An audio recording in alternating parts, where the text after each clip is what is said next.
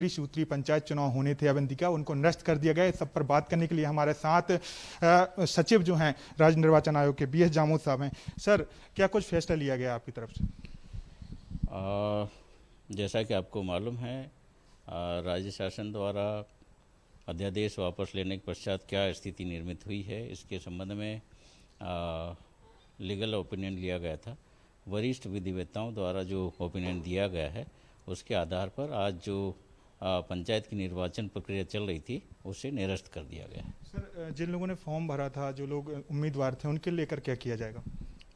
जिन अभ्यर्थियों ने अपने आवेदन पत्र प्रस्तुत किए थे, चूँकि निर्वाचन प्रक्रिया ही निरस्त हो गई है, ऐसी स्थिति में वो जो अपनी निक्षेप राशि है वो वापस प्राप्त कर सकते हैं। सर, अगला फैसला कब तक लिया जाएगा चुनाव को लेकर? अभी समय सीमा बताना संभव नहीं होगा, फिर भी यथाशीघ्र हम पुनः निर्वाचन पर विचार करेंगे। क्या सुप्रीम कोर्ट को भी इस पूरे जो आप लोगों ने फैसले लिया उनकी जानकारी दी जाएगी? क्या उनके संज्ञान में लाया गया ये पूरा मामला? आगे की प्रोसेस हमारी कार्यालयीन है, वो निरंतर जारी रहेगी। सर, OBC आरक्षण को लेकर जो बात सुप्रीम कोर्ट ने कही थी, उसको लेकर आरक्षण को लेकर जो थ्री स्टेप जो पालन करने की बात की गई थी, उसको लेकर राज्य शासन क्या आप लोगों ने बोला गया?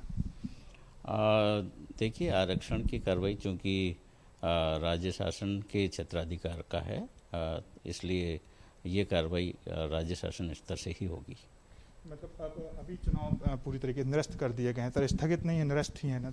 जी हाँ, निर्वाचन प्रक्रिया निरस्त कर दी गई। 4 दिसंबर को जो अधिसूचना जारी की गई थी वो पूरी तरीके से अब नहीं होगी, और जो उम्मीदवार हैं उनके सर जो जमा राशि है उसका क्या किया जाएगा फिर? मैंने बताया है कि वो जो निक्षेप राशि है वो वापस प्राप्त कर सकते हैं। तो अवंतिका, बड़ी खबर है, मध्य प्रदेश में जो चुनाव है निरस्त हो गए हैं और अब इस पर मुहर जो है मध्य प्रदेश राज्य निर्वाचन आयोग ने लगा दी है। इस वक्त की सबसे बड़ी खबर इसको कहा जाएगा कि मध्य प्रदेश में जो लंबे समय से चल रहा था पंचायत चुनाव होंगे या नहीं होंगे, उस पर अब मुहर लग चुकी है। मध्य प्रदेश में अब चुनाव नहीं होंगे पंचायत के।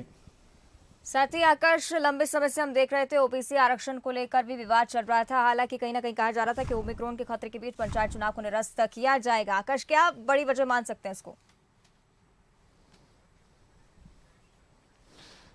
अवंतिका, बड़ी वजह यही है कि जिस तरीके से पूरा मामला सुप्रीम कोर्ट में गया था, उसके बाद जो हमने देखा था अध्यादेश जो लाया गया था जिसके आधार पर मध्य प्रदेश में चुनाव होने थे, लेकिन वो अध्यादेश ही सरकार ने कैबिनेट में वापस ले लिया था। और उसके बाद फैसला लिया गया, जब अध्यादेश कैबिनेट ने वापस लिया, राज्यपाल की मुहर लगी, और उसके बाद जब वो राज्य निर्वाचन आयोग के पास पहुंचा तो विधि विशेषज्ञों से पूरे मामले पर चर्चा की गई, ओपिनियन लिया गया, लीगल ओपिनियन लिया गया। इसमें अलग अलग तरीके से पक्ष रखे गए कि जो लीगल एडवाइजर जो हैं, किसी ने बोला विधि विशेषज्ञों ने कि चुनाव किया जा सकता है, किसी ने बोला चुनाव नहीं किया जा सकता, किसी ने कहा कि स्थगित चुनाव को कर दीजिए। लेकिन जो सबसे ज़्यादा परसेंटेज जिसका था उसमें यही था कि मध्य प्रदेश में चुनाव नहीं कराए जा सकते हैं। और आखिरकार राज्य निर्वाचन आयोग ने जो लीगल ओपिनियन लिया और उसके बाद ये फैसला लिया कि अब मध्य प्रदेश में अभी चुनाव नहीं कराए जाएंगे। और इसकी जानकारी आगे जो है सुप्रीम कोर्ट में जो पेंडिंग मामला चल रहा है उसमें भी आगे पक्ष रखा जाएगा, क्योंकि जो अधिसूचना जो अध्यादेश के आधार पर मध्य प्रदेश में चुनाव कराए जा रहे थे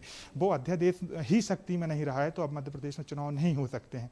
अवंतिका, साथ ही आकाश, हम ये भी जानना चाहेंगे, जिस तरह से जिक्र किया जा रहा है कि विधि विशेषज्ञों से सलाह के बाद ये बड़ा फैसला लिया गया है, क्या कुछ इसमें सलाह ली गई होगी, किन बिंदुओं पर चर्चा हुई होगी, क्योंकि सुप्रीम कोर्ट पर भी ये पेच फंसा हुआ था? क्या कुछ जानकारी इसको लेकर?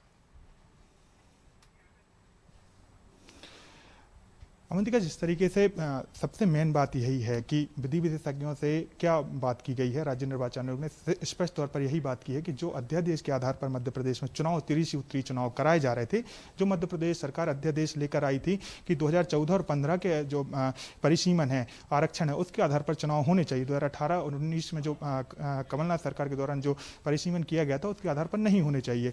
यही कारण है कि पूरे राज्य निर्वाचन आयोग ने पूरी की पूरी जो रूपरेखा तय की थी वो 2014 आकाश, आपको हम यहाँ पर रोकना चाहेंगे, लेकिन फिलहाल आपको बहुत बहुत धन्यवाद इस पूरी जानकारी के लिए। बड़ी खबर आपको बता दें कि मध्य प्रदेश पंचायत चुनाव निरस्त कर दिए गए हैं। राज्य निर्वाचन आयोग ने यह फैसला लिया है। लगातार आकाश भी हम तक जानकारी पहुंचा रहे हैं, और जिस तरह से बताया जा रहा है कि विधि विशेषज्ञों से सलाह के बाद निर्वाचन आयोग का यह फैसला सामने आया है।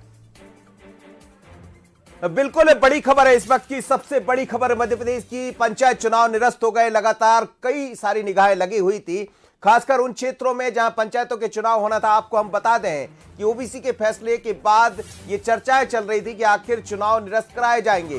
पहले मध्य प्रदेश की सरकार ने विधानसभा में संकल्प लेकर आई, उसके बाद अध्यादेश जारी किया, अध्यादेश को वापस लिया, राज्यपाल के पास ये पहुंचाया गया था और उसके बाद राज्यपाल ने उसको परमिट कर दिया, उस प्रस्ताव को पारित कर दिया और फिर सूचना मिल गई राज्य निर्वाचन आयोग को। तो आज तमाम विधि विशेषज्ञों से चर्चा